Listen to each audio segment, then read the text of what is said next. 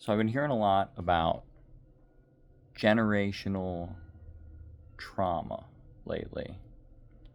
Generational trauma is the concept that if you are traumatized in your lifetime and you accrue trauma from a traumatic event, emotional trauma, psychological trauma, then you're going to pass that down to your children. Basically, that it's going to affect how you parent in a negative way, that traumatizes your children, and then it's like a cyclical thing where they do it to their kids and so on and so forth, and it's like hard to break, which I suppose is true. If something bad happens to your parents with like guns or something, and they're overly cautious about guns, then you're going to develop a phobia of one in early childhood because your mom's like, watch out for guns, or whatever. So yeah, that's a true thing. That's real.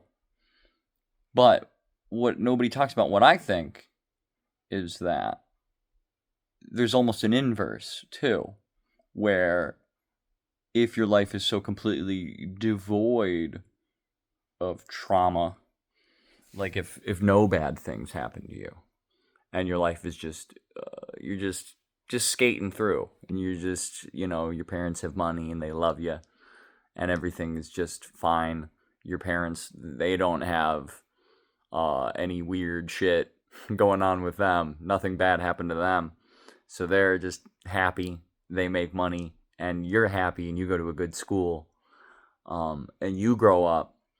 You're probably going to be you're going to be you're going to be lacking in character. You're going to be lacking in the grit, the patina necessary to be a fucking adult, and you're probably going to do some inexperienced, naive shit that ends up traumatizing your kids. So it's kind of like, I think it's like a bell curve, it's like a tightrope walk. You need some trauma, because if you have none, you're like a marshmallow. You're like a marshmallow person. You're all squish and give, and you can't raise kids. You can't raise kids if nothing bad has ever happened to you. You don't know how to keep bad things from happening to them.